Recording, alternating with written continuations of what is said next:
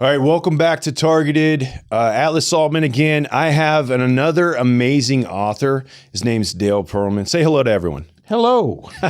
So Dale is the author of many books. He's done some things in Hollywood. He's also been a career. Well, I'll let him explain that. He's got an amazing life that I hope to pull this out and give to my audience. Dale, how would you describe yourself whenever someone introduces you? Well, I'm into a second career. My first career, I spent 35 years in the jewelry business. I served as the head of 51 stores and was president of Jewelers of America and Diamond Council of America. And when I retired, I said, I need a second career. A second career. I think you had, if I know, is it 11 books that you have? 11 books I've written. 11. All right. So what brought you into writing books? Like there's a story there. It has to be. Well, when I was in the jewelry business, I started doing books on famous diamonds of the world. Okay. The Kohinoor diamond, which is in the Tower of London, and the Regent diamond, which is in the Louvre Museum and was not robbed, amazingly.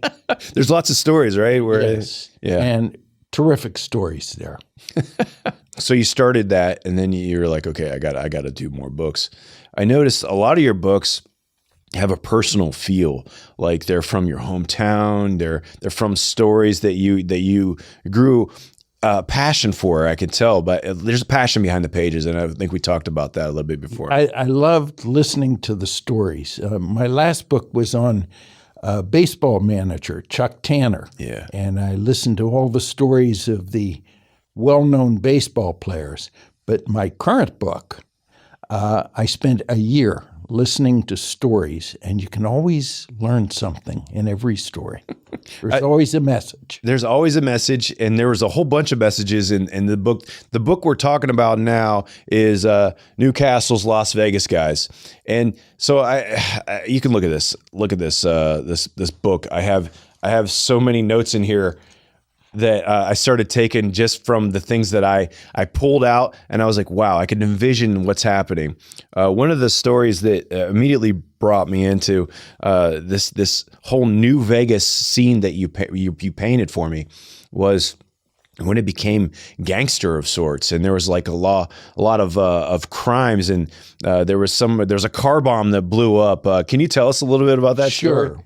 Sure. We're talking about Frank Lefty Rosenthal, who is the head of the Stardust and other casinos.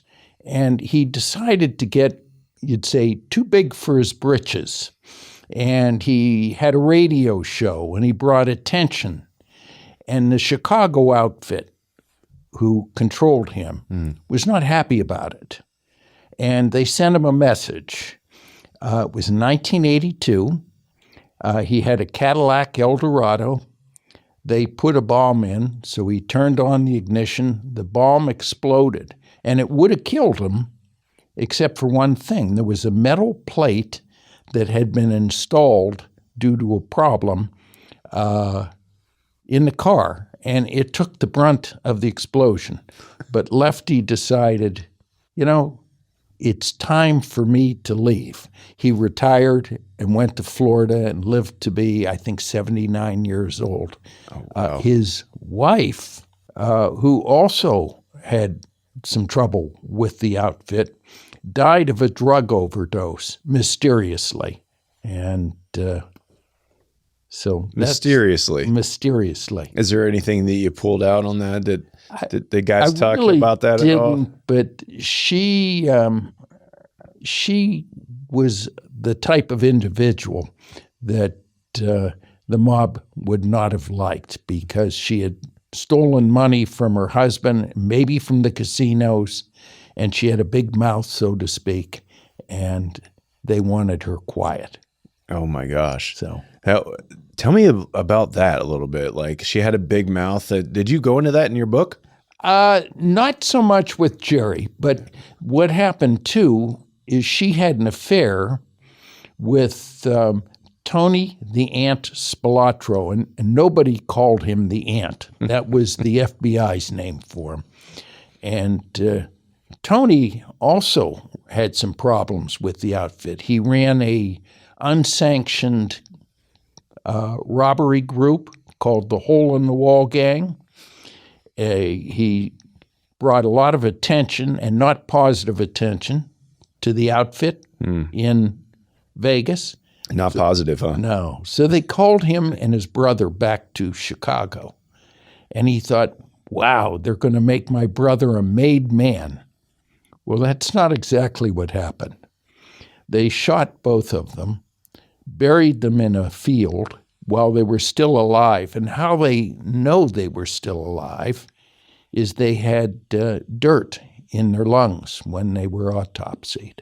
So In their lungs. yes. Meaning they were trying to breathe, and Yes. they were buried so much that it went in their mouth. Now, lots of stories of the mob in here, although they're secondary to the book as a whole. Yeah. But they're interesting nonetheless. I had to put them in. You have to put in. Gangster stories are also Everyone loves gangsters. right. It's an American thing, and I think the last time we talked about the gangster museum in Vegas. The mob. Yeah, the mob museum. That's the one. I actually show a picture of myself in front of the mob museum. I saw that. Yeah, you're sitting off to the left, and this big. It was night. And It's such a powerful place. oh, have you been there? Yes, I couldn't. I got kicked out.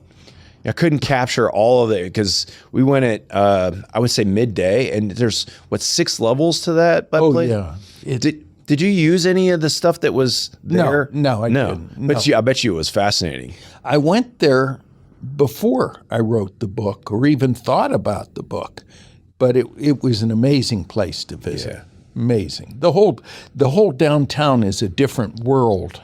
On Fremont Street. Oh yes, the whole area. Yeah. And all these guys from Newcastle, and you might call them ne'er-do-wells, but they actually all redeemed themselves, worked downtown, and ended up with pretty good jobs and pretty good careers. Yeah, when you start the story in this book, the way I envisioned it was like it was desert and Vegas, and then these guys that you interviewed, they painted the whole picture of it being built, and then the ne'er-do-wells, as you described them, became accustomed to the new Vegas is what we would seen in the 80s when we talked about the car bombing. How did that all come about when you were talking to these gentlemen and figuring out Newcastle's Las Vegas piece? How did they describe their initial experiences? Well, they all started downtown at the lowest end of the low. And it was a rough, tough deal. And the customer was not your friend. If you go out on the strip, they want you to believe you're their friend. Wow. Downtown, they treated the customers as if they were their enemies. And one of the guys said that he wished one of the customers good luck on a bet, and his pit boss pulled him aside and he said, "Don't you ever do that again. Really? We don't wish anyone good luck here." Oh my! But they worked their way out of that all the way up to the finest casinos on the Strip. You know, the Desert Inn and Caesar's Palace, and they worked their way up not just from dealers to pit bosses, casino managers. I mean, can you describe that? Because a lot of people aren't familiar with Vegas and how that structure is. And that was one of the things that I pulled out of your book. I was like, oh, this is the first time I've ever seen that described.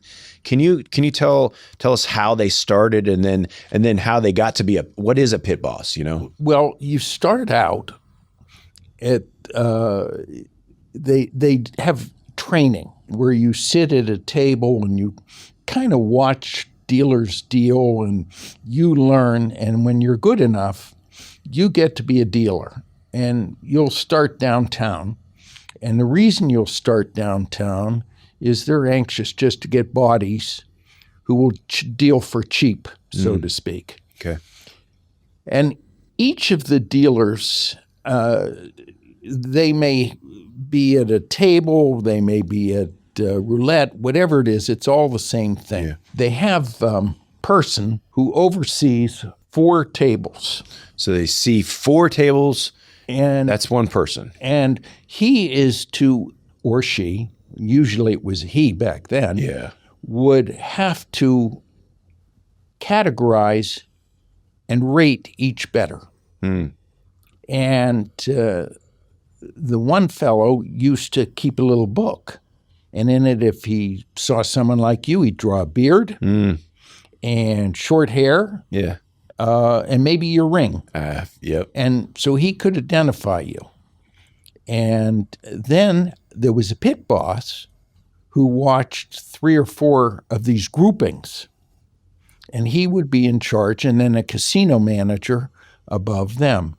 And as they say, above all of them, they have the eye in the sky, watching to make sure everyone did exactly what they should do. Exactly what they should do, meaning the people who were playing the game should lose their money. They should lose their money. The dealers should not cheat. Right. The pit bosses. So and I do give a whole chapter on cheating. Yes, I saw that. I think it's chapter 7 or 8. Yeah, and you did not want to get caught. I don't know if any of you happened to see the movie Casino, which is extremely accurate. And they had the picture of the one fellow who got caught and had his hand smashed. They asked, "Are you right-handed or left-handed?" And they gave him a choice, and they smashed his hand, and that was not a good thing. How did they smash his hand? With the hammer. With just a regular ball peen hammer? Yeah. Well, that was fun, I bet, for that guy. I bet you he thought about it. That brings a new definition to the word hammered. Hammered. Hammered in Vegas. All right. So this book, I got a lot out of it. If somebody's new to this book, what would you suggest they read, or do you have a go-to like in the book that you would suggest people? Well, I like humor, so if I'm going to read something, I'm going to read humor. Oh, so good. Gladys Knight was a pretty good gambler and a very nice lady. The dealers loved her. Yeah. And she used to tip pretty well. She would play a hand for the dealers. Now, the house didn't always like that because the house didn't make that money. The dealer did. I'll read you a little section here where one of the dealers didn't want her to quit because he liked her tips. Okay. So what he did is he said to her, "Miss Knight, it's the last call." He spoke, mimicking the title of the popular song by Leanne Romack. Since it was not quite midnight, the baccarat dealer exclaimed, "Let's make that midnight train to Georgia," referring to one of Gladys Knight's biggest hits. Then the dealer suggested she put money on the player's hand rather than the bank. Gladys took his advice and won, also putting down a corresponding small bet for the dealer. When she won, she asked the dealer, "How did you know I should do that bet?" His answer, "Why, I heard it through the grapevine." A 1967 song by Gladys Knight and the Pips, which later became one of the singer Marvin Gaye's greatest sellers. "Well, thank you," she said. "Well, that's what friends are for." He smiled as he alluded to the Rod Stewart song. And it's just kind of cute. Not all the stories are gangster-related or gambler-related. There's some that are just kind of funny. There's what I pulled out of your book was a lot of like that. Like, how did you uncover that? That's something that's deeply personal that she probably took and maybe told one or two people. And then that story ended up The dealer told in your me. book. The Yeah, dealer of told course. me. Of course. Yeah. We would sit. These guys had a garage, which was their fun house, with a refrigerator with beer and a little bit of bourbon, too. And we'd sit around one day a week, and I just listened to their stories. Mm-hmm. And they said to me, you have the easy part. All you have to do is write down our stories. We have to remember them. So, and they had been, so they're back. They've been lifelong friends, and they're back. they all grew up together. Did they? Yeah. So basically, they've done their life together. Yeah. And I know whenever you're telling the story, they interrupt each other and they add and maybe embellish a little bit, but it doesn't seem like you put it in the embellishments in your Not story. so much. I mean, they all agreed on these stories. Yeah. And they weren't shy about telling things. I would say John, the alpha member, was very happy to tell me how he committed arson when he was 21 years old, burned down a house, almost got killed because his stupid friend lit the accelerant too early, and he was caught in the kitchen, and he burned his mustache and lost his shoes, and actually punched out the guy who left. But he's very happy to tell me that story. He said the statute of limitations is up. What are they going to do? But then he became a casino manager. Yeah. A different guy. Yeah. And that, again, is redemption. Yeah.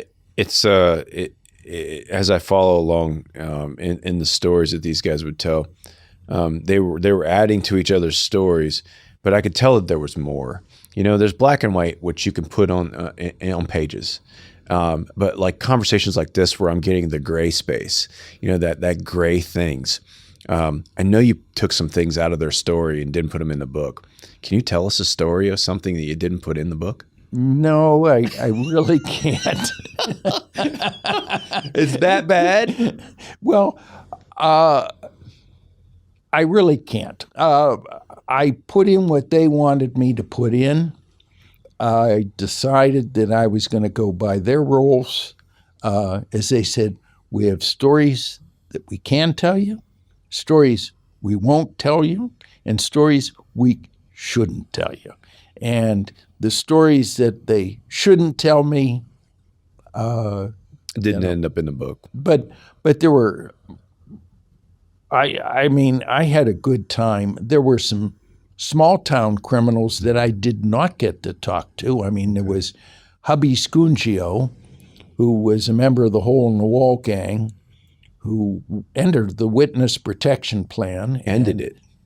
Went into it. Oh, okay. Entered it. Oh, wow. And I met with the local FBI man, and I figured he wouldn't tell me anything. He told me everything. He told you everything. He said that, they wired him to discuss a questionable arson situation, but he pulled the wire off at the... Did he? Yeah, he took the wire off. And he ended up in Newcastle. His name was Hubby. He changed Scungio to another name, but he lived to be 80 years old, and I think he just outlived the mob. And they let him go. And he's gone now, isn't he? Oh, he's gone. He's gone. Yeah. Funny story about him. They held up a supermarket, and they put all of the people into the icebox, or whatever you would call it, the freezer section. And the one guy said to Hubby, please don't put me in there. I have asthma, and I won't be able to breathe. And he said it in Italian to Hubby. Okay. And Hubby said, how did you know I was Italian? He said, I could smell the garlic.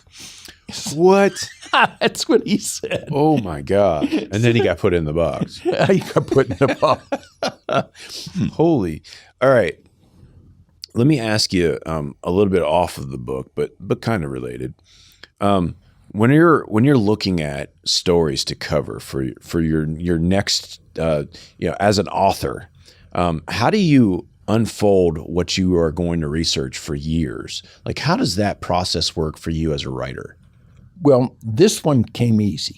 Let me discuss this. I Okay. received a call from a friend who said, I have some people who have stories to tell. Would you be interested in listening? And I thought, yeah. My next book is going to be called 1928, A Tale of Two Cities.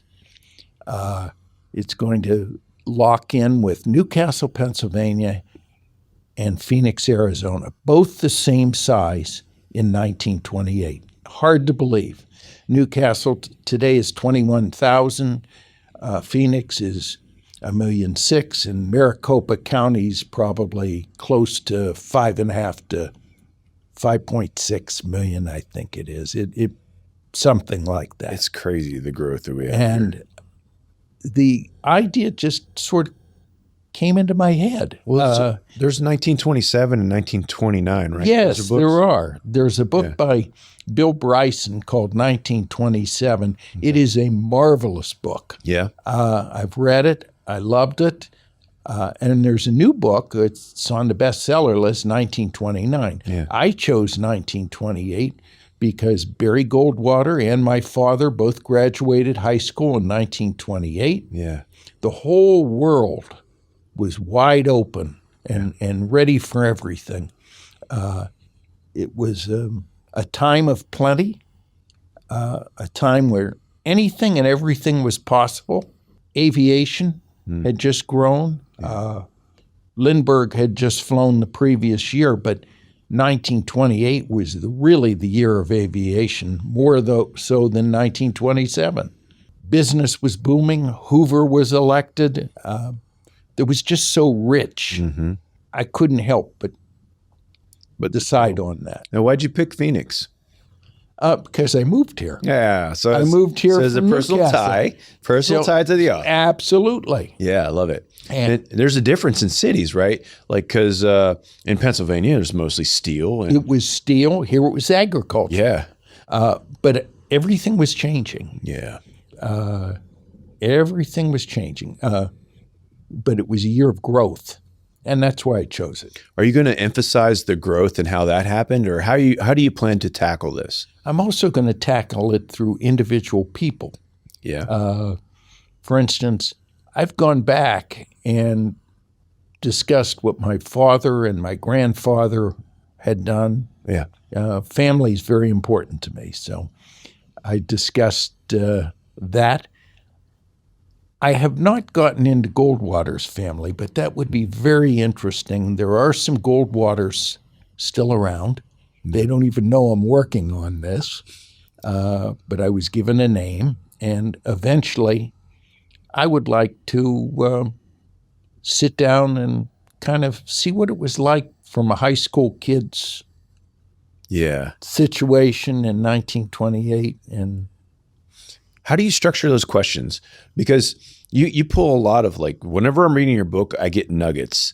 I get knowledge nuggets out of, like, and it makes me a different person because of your writing style. I'd like to know how that process works, where you're asking the questions, and how do you interview, like, from that perspective, to where you're giving gold to the people that are reading. You're giving value. How do you structure your questions so that you get the value?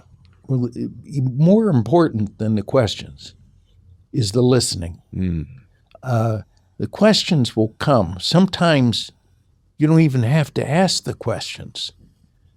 You discuss what you're working on, and the response that you get kind of tells you what the question should be, almost like what we're doing now. Yeah. You know, the questions become organic, and they change depending on who you're talking to. I mentioned that I started talking on my Tanner book to Kent Colvey, who was a renowned reliever in 1979 when the Pirates won the World Series. And I said, Mr. DeColfie, because I didn't know how to talk to him, could we speak for 10 minutes? Yeah. Well, 2 hours later, we decided to speak again the next day. And the questions and the stories came from him. I didn't even have to ask. I just had to listen and write them down. Okay, so can you describe your process of listening? Like there's active listening. People try to describe how to listen, but for like podcasting, I'm hanging on everything that you say, because everything you say and you bring to my audience, you put out there for a reason. So when you say things like listen, like that's a key word that says ask about listening. So how do you listen? How is your process of listening different than maybe mine? That's a good question. I am not sure, because your process I'm not totally knowledgeable about. Yeah. But I just start writing everything down, and one thing just leads to another. You just have to have an open mind. You don't know what you're going to get or what the story will be, but there will be a story, and there'll be something to be learned from that story. And once you get that nugget, then you can ask specifically, could you elaborate a little bit on that? Could you tell me a little more about that particular point? I like that. So what you've described is what the CIA and the FBI textbook, they go off of what they call mirroring. So it's listening. I was just thinking. Yes, I knew it. I knew you probably helped with that whole process. I was, it's funny, in school, we learned about mirroring, What did you learn? All right, I'd like to know the definition that you got taught on mirroring. Well, there was no, you just have to listen to what the other person said. It's active listening, whereby you say, you don't say, what did you do at school today, Billy? Billy says, oh, blah, blah, blah. Oh, so you had a good day at school. And maybe Billy will answer something and give you a little more.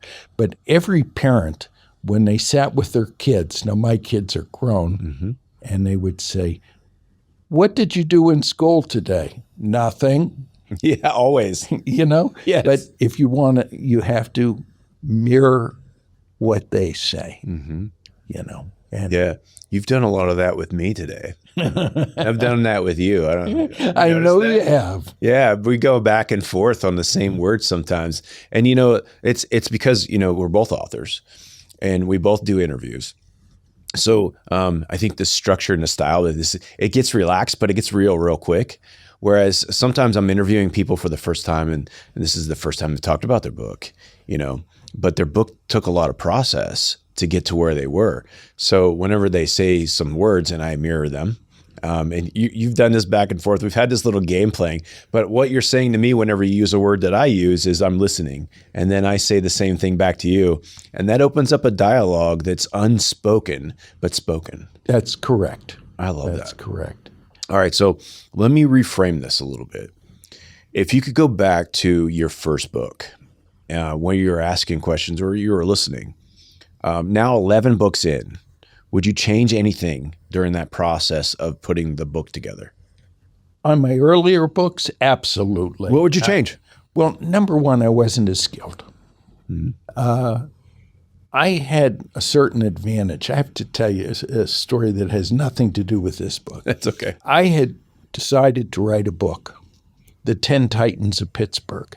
And Pittsburgh's famous for people like Andrew Mellon, who was Secretary of the Treasury and had Mellon Bank, Andrew Carnegie, who had Carnegie Steel, George Westinghouse, Henry Clay Frick, and I could go on and on. I found 12 absolutely famous people. Yeah. And my wife took one of my books and sent it to Yale University and had me apply to their writers program. And unbeknownst to me, and this was for a big birthday that I had, actually my 70th birthday. I'm 84 years old, so it was 14 years ago. She got me accepted. I went there. I brought a chapter on someone called B.F. Jones of Jones and Laughlin Steel. The class, the teacher said it's very well written, but no one's going to buy that book. They said, change the book, bring excitement to the first chapter, which I've done thereafter. Don't start at the beginning. Start in the middle. Start with something. I started with a huge explosion that killed 3 men. And it changed my whole way of thinking about writing. So to aspiring authors, I would say study other authors. If you have the chance, go to something like ASU writing program or wherever you are. It could be Yale, it could be Iowa, it could be anywhere. You'll get richer writing by doing that. So my writing has changed a great deal. I haven't ridden, or I was going to say I haven't ridden that horse yet, but I kind of have. Whenever it comes to putting things together, the advice I got was the first chapter is the one everyone reads. That's the one. If they don't like the first chapter, they're not reading the second. That's right. So they're like, focus on the first chapter, but bringing excitement, that's key. I didn't even think about that until you said it. Well, I brought in this book, I brought in some stories, and then I went back to what was it like growing up in Newcastle? Fine. What was it like in early Las Vegas before all the casinos and all? A little history. And then what is Las Vegas like now? What was it like during the mob days? Today, there's no real organized mob. There's crime there. Sure. But there isn't a Chicago outfit, a Kansas City group, New York mob. But they're the ones who created Las Vegas. We would not have had Las Vegas without the mob. I like the way you put it. The other thing I like about this book, I'm bringing it right back to the book again, but the other thing I like about the book is the pictures that you put in help me visualize a lot more of what I would have expected. But it's not really, I'm not surprised by it, but I'm validated, if you will, by the pictures you chose. How did you choose those pictures for this book specifically? I tried to lock in. I don't like putting groups of pictures in the middle of the book, like many books are.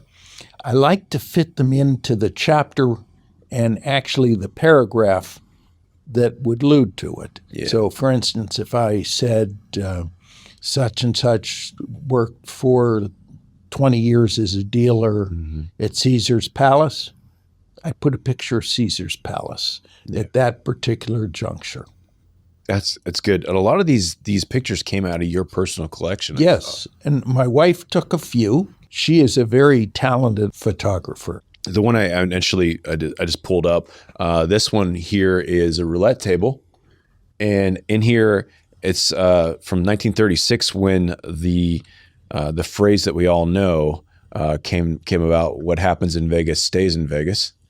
Well, I changed it. I brought some of Vegas back. Yeah. Some of the pictures, though, when I read that phrase and I saw the roulette table, I thought, how many people have lost fortunes in Vegas and been like, well, that's right. Whatever happens in Vegas stays in Vegas. I guess it's staying here. And the money, too. That's right. This is the picture, though, is perfect. Vegas a zero-sum game. The gambler ends up with zero, and the house ends up with the sum. Now, there are some exceptions, and I bring up a couple exceptions. One guy went into Binion's with a suitcase filled with $777,000. He bet it all on the come line. Mm-hmm. He won. He had a second suitcase. Now, let me stop, Rick.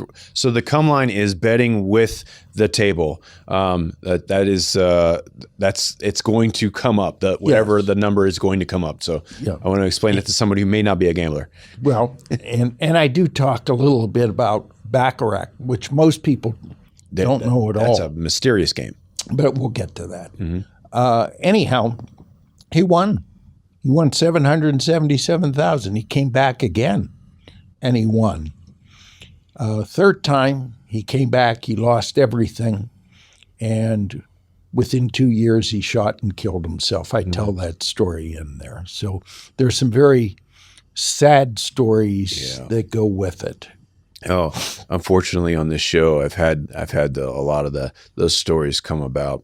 I've had people who have told me that they've gone in the closet, with a pistol, ready to do that final action, and then they hear their kid come in the front door, and like, what father wants their kid to discover them like that? So it's sad. It's sad. Did you run into any of those stories from these men? Did they share any of those stories? And it could be a yes or no answer. They had all kinds of little stories. One story was one of the fellows had a gambler who came quite frequently, inherited a lot of money. Unfortunately, over time, he lost all of it. But he said he loved the action. Yeah. So the fellow went downtown just to gamble a little bit. He noticed the dealer was this guy. And the guy said, I just couldn't give up the action. He said, now I'm dealing, I get the action, and I don't have to win or lose. Yeah. So some people are just addicted to the game. And the best game, the odds are probably best at Baccarat, which is a rather simple game. I didn't know how to play it. Yeah. The only time I'd seen it is in James Bond movies. Right. That's a very James Bond thing to do. Now, how do you play this? The idea is to get as close to the number 9 as possible. Okay. And the rules tell you what you can do. If you get a 7 and an 8, you have to stay. If you get a 6, you have to get hit. You either bet with the house or you bet with the player. There are only two sets. And your only skill is how much you bet and your timing. But the odds are probably better in that than they are in blackjack. And someone explained blackjack to me, which I thought was very interesting. They deal out the hand. The dealer doesn't do anything. He sits and waits while people get hit or bust. Most of the time, somebody is going to bust. Let's say he has 4 players at the table. 1 or 2 times, the dealer busts. Then the other 2 players may win or lose. The dealer doesn't have to pay him if it's a tie. He's already won on the busted hands. And if the 2 win, maybe the busted hands are the money paid out to the other 2. Yeah. And then you tack in stupid bets like splitting tens. Yeah. People will do that. Yeah. Not doubling down. The splitting of the bet, why is that stupid? I see it all the time. Because the odds are really against you. Yeah. You have a winning hand. Now you're playing 2 hands hoping you get more 10s. Yeah.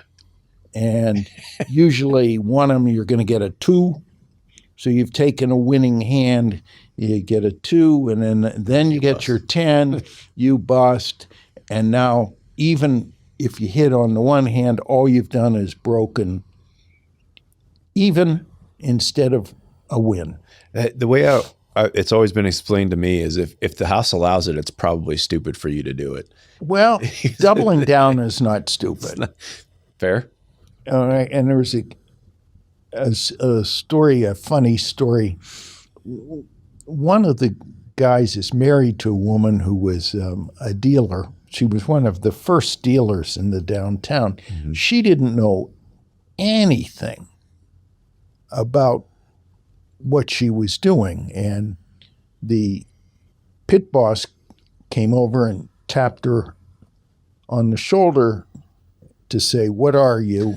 Meaning, and she said, "I'm Italian." That he wanted to know where she was in the, and then later on, instead of doubling down, you can double down for less. In other words, you don't have to double your bet. Yeah. Many casinos will allow you to put half the bet. Let's say it's a $10 bet.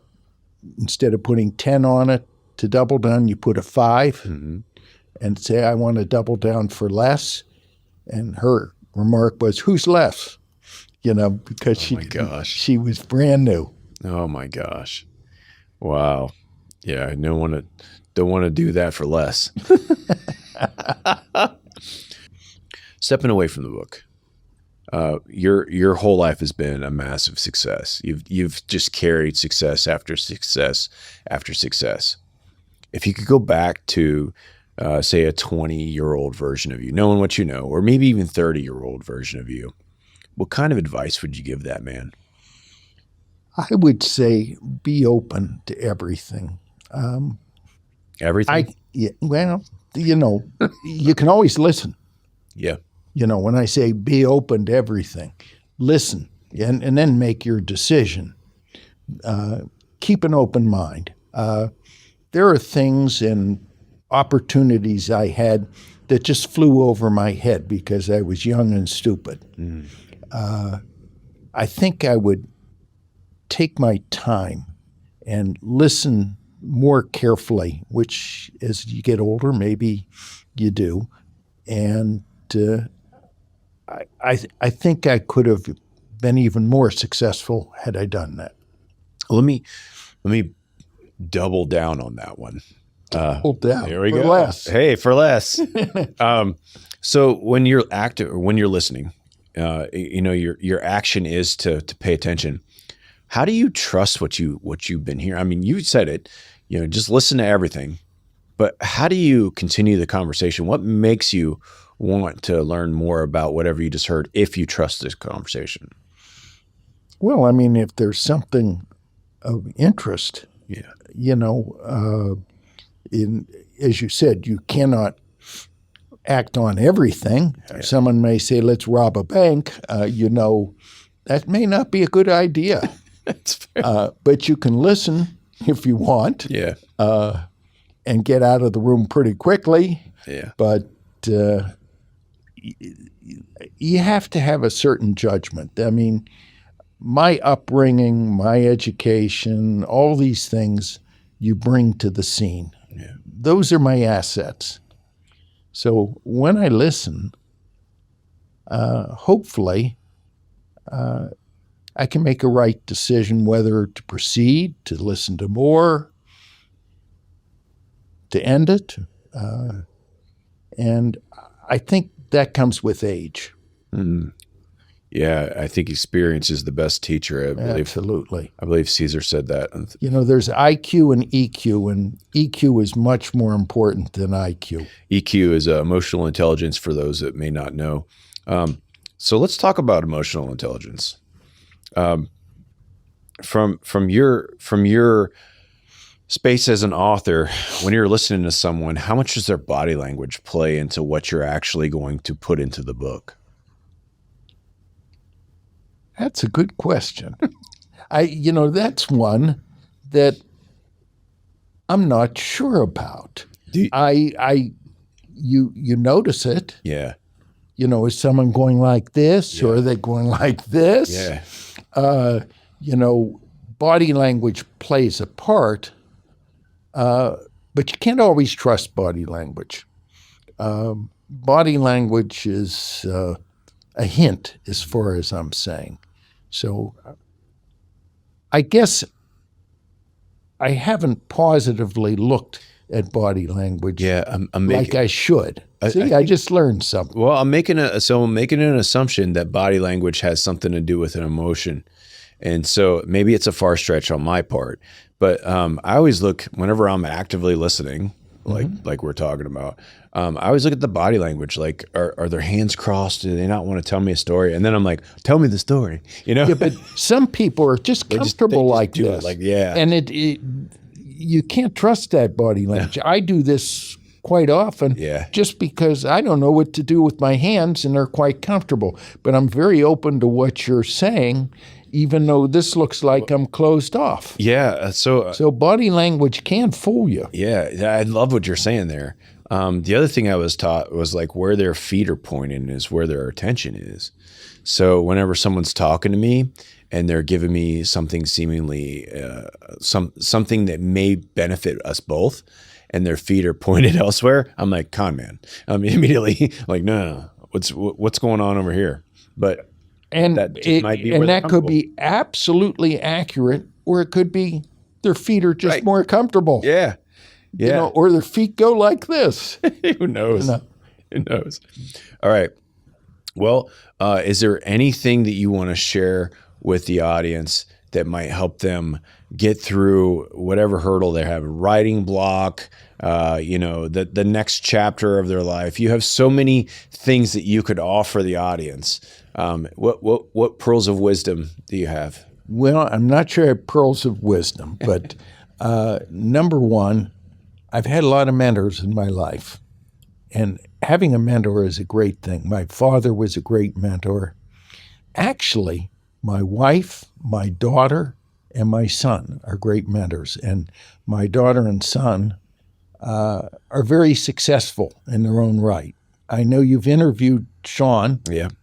And you're friends with Sean. Yeah, he's a good guy. And he is a good guy. My daughter is equally talented in a different direction. My wife has her own, and she keeps me on the straight and narrow. So having mentors, having a good family, and having friends is very important. Research, I love the research part of writing a book.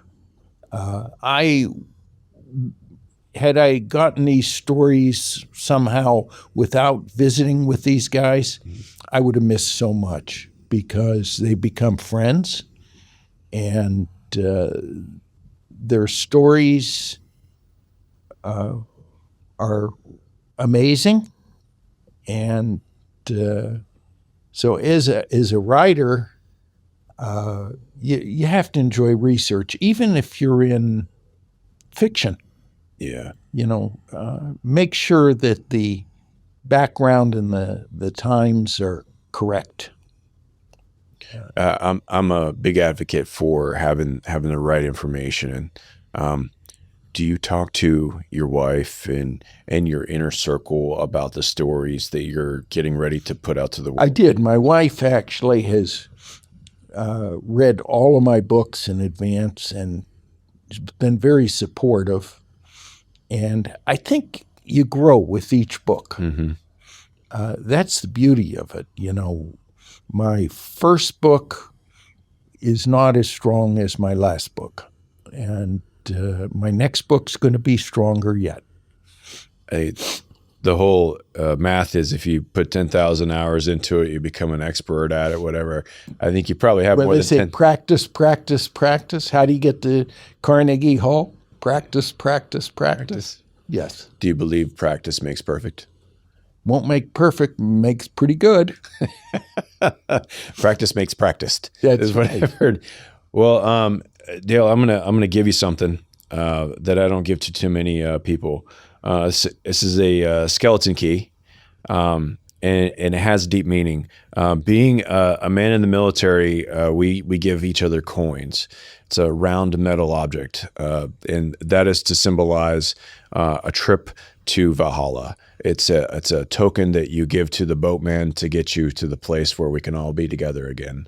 In your case, I want to give you a skeleton key that's from American history, because you've unlocked the door to the past so that the future generations can experience something that they never would have had you not write that.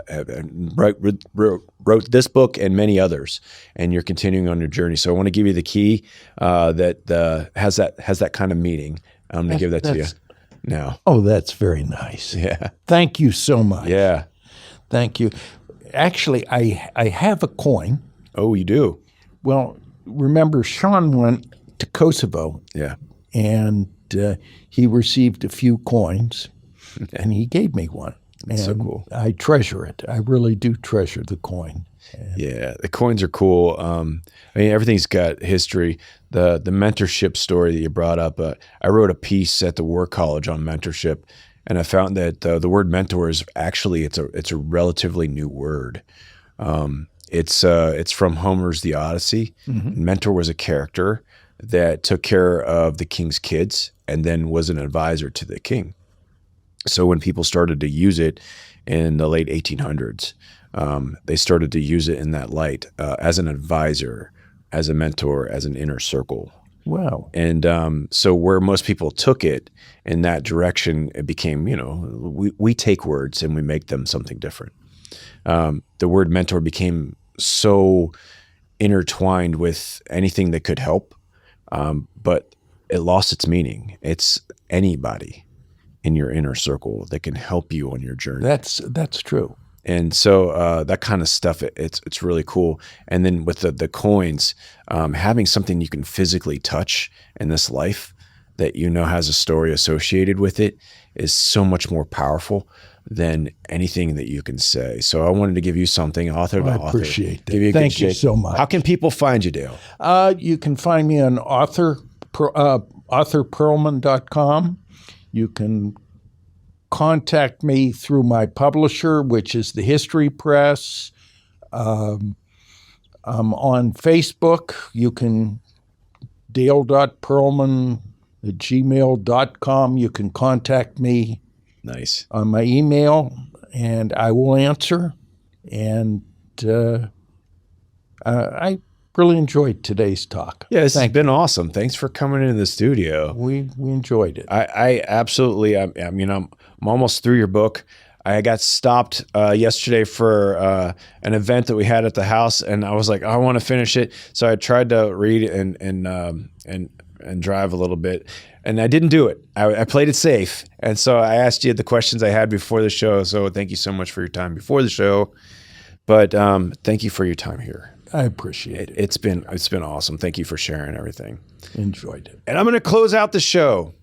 So thank you so much for coming every week and witnessing things like this unfold. We are a top 1% show on YouTube because of guests like this and an audience like you. So please like and share this episode with someone that will get value, as much value as I feel I got today. Let's not be selfish and give it to other people. But until next time, aim for excellence and stay on target. I'm Atlas Altman. Thank you.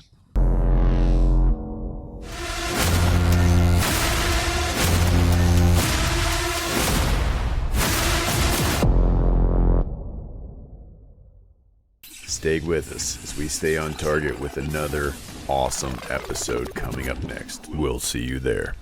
And subscribe to Targeted Now. As an ambassador to buckedup.com, I get to give you our special discount. That's Atlas25 when you go to buckedup.com to get that special discount. Only for our listeners, Atlas25. Go to buckedup.com now. Entrepreneurs, you're wasting money. Are you paying for TV, radio, maybe even newspapers? I gotta tell you, that's all dead. What's new? Well, I'm glad you asked, Atlas. It's podcasting. Just so happens I have a very successful podcast that I can put you on. And we're looking for guests. So if you have a product or service that will help people, hit us up. Atlas Altman Targeted Podcast. We bring new audiences to new people, and we bring new people to, you check us out.